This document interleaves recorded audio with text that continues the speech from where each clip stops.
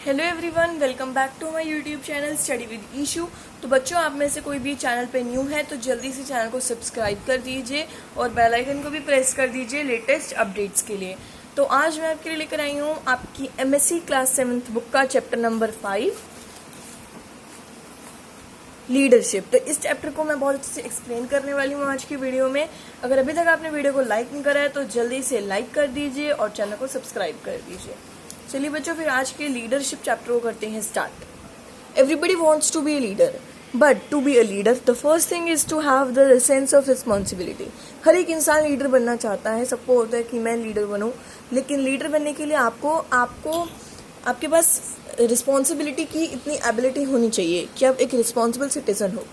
Parents make an advocate to cultivate the sense of responsibility in a child from the beginning. जो parents हैं वो advocate होता है कोशिश करना। जो पेरेंट्स हैं वो कोशिश करते हैं बच्चे को रिस्पॉन्सिबल बनाने के लिए बचपन से ही। When a child is small, जब जो एक बच्चा है वो छोटा होता है, ही इज गिवन टॉयज, उसको टॉयज दिए जाते हैं और उसको बोला जाता है कि इन टॉयज को संभाल कर रखना, डूइंग वेल।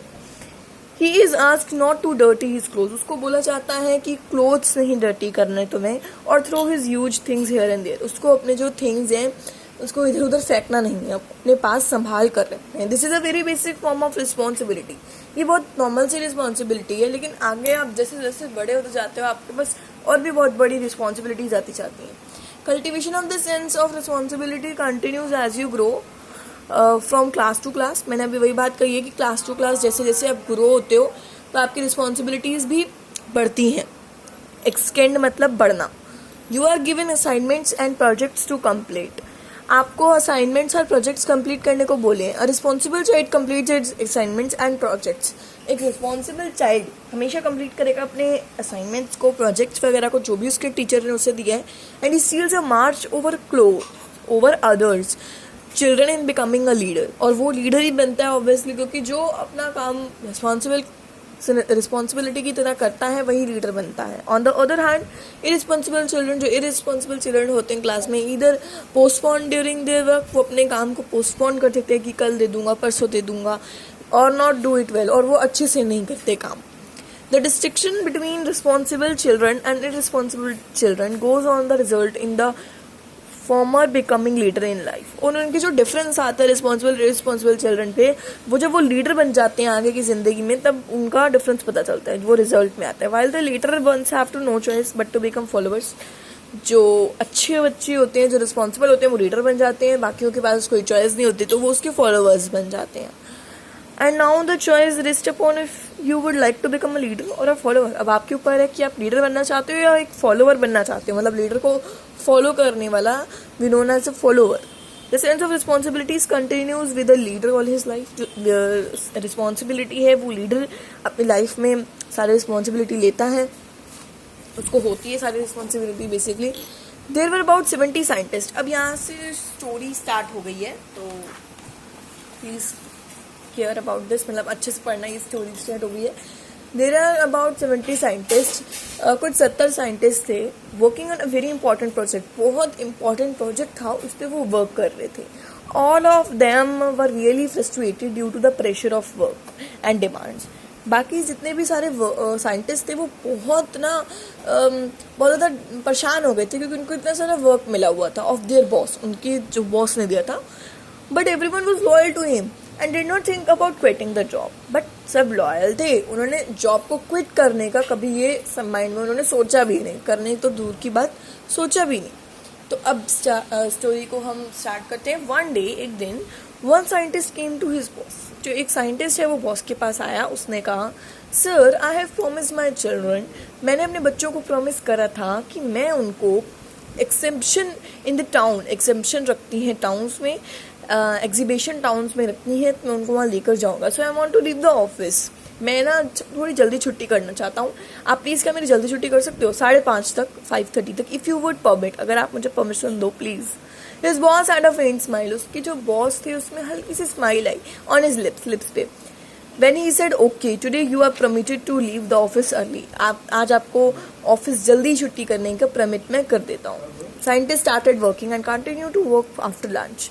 लंच के बाद साइंटिस्ट अपना काम बहुत अच्छे से करना शुरू हो गए। He was to observe in this book बहुत अच्छे से ऑब्जर्व हो गए, वो भूल गए थे उन्होंने जो प्रॉमिस करा था चिल्ड्रन को वो एग्जीबिशन में लेकर जाएंगे, वो भूल गए थे कि उन्होंने परमिशन ली है बॉस से कि वो जल्दी घर चल जाएंगे, वो इतना भी भूल गए थे क्योंकि वो बहुत ज़्यादा काम में वो थे, मस्त थे, you can say.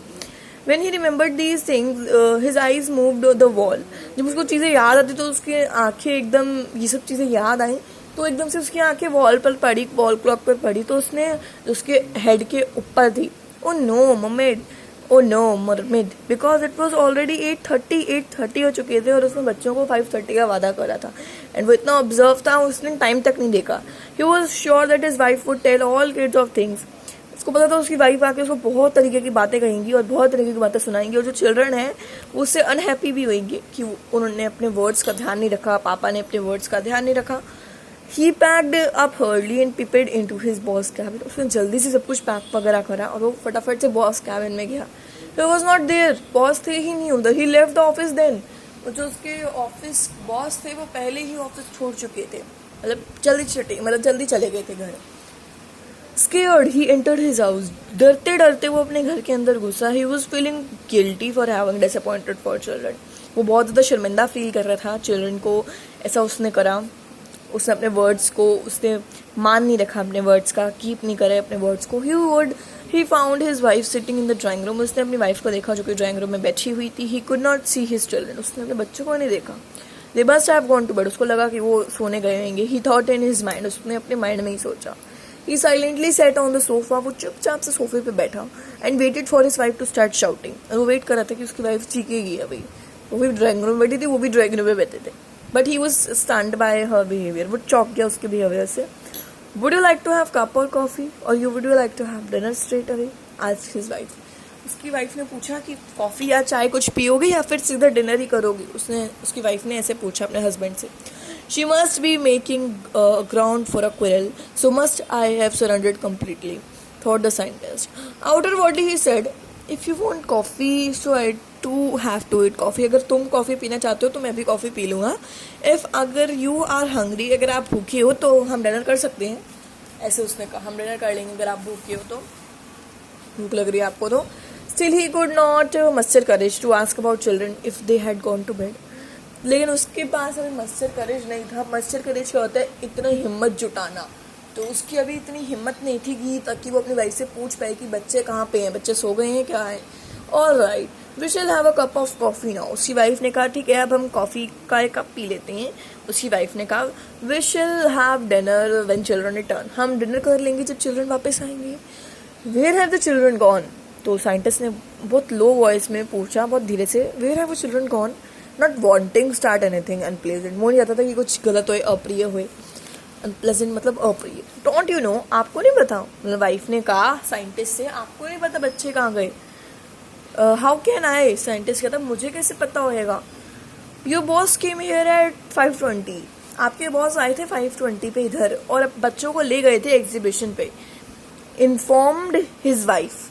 The scientist was relieved. वो ज़्यादा साइंटिस्ट को शांति मिली। Next day his boss told him what had happened. क्या हो गया था? बॉस ने साइंटिस्ट को कहा at 5:15 I went to your cabin. मैं आपकी कैबिन में गया था। साइंटिस्ट ये बात कह रहे हैं, बॉस कह रहे हैं साइंटिस्ट से कि मैं आपकी कैबिन में गया था 5:15 पे और मैंने देखा कि आप इतने ऑब्जर्व थे अपने काम में, इतनी अटेंशन थी आपको अपने काम में कि आप तो भूल ही गए थे कि आपको क्या आपने अपॉइंटमेंट दिया चिल्ड्रन को।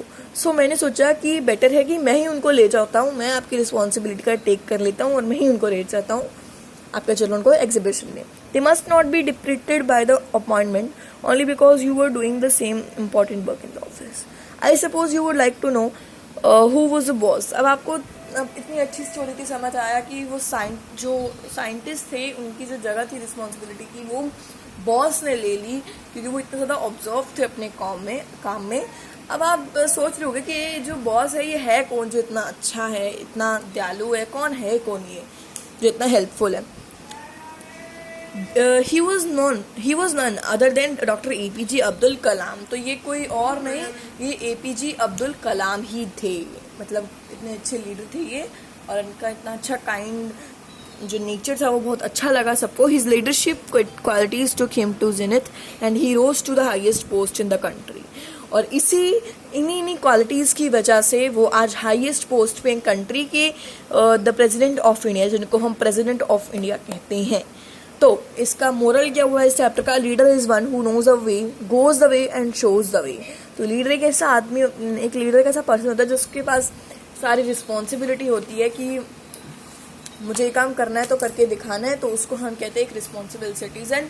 और अगर आपको लीडर बनना है तो आपको रिस्पॉन्सिबल होना सबसे पहले बहुत ज़्यादा ज़रूरी है। जो आपको काम बोला जाए आपको वही काम जल्दी से जल्दी देना है और अच्छे से करना है वो काम। तो बच्चों, आज का चैप्टर यहाँ ही ख़त्म होता है। अगर आपको इस चैप्टर से कोई भी हेल्प मिली हो, अच्छा लगे, तो लाइक का बटन है नीचे ज़रूर प्रेस करना। अगर कोई डाउट ऐसा लग रहा है ये वर्ड नहीं समझ में आ रहा तो आप मुझे कमेंट करके बता सकते हो। मैं आपका डाउट बहुत जल्दी क्लियर भी करूँगी। I will meet you all in the next video with another chapters. तब तक के लिए bye bye and take care. Bye bye all.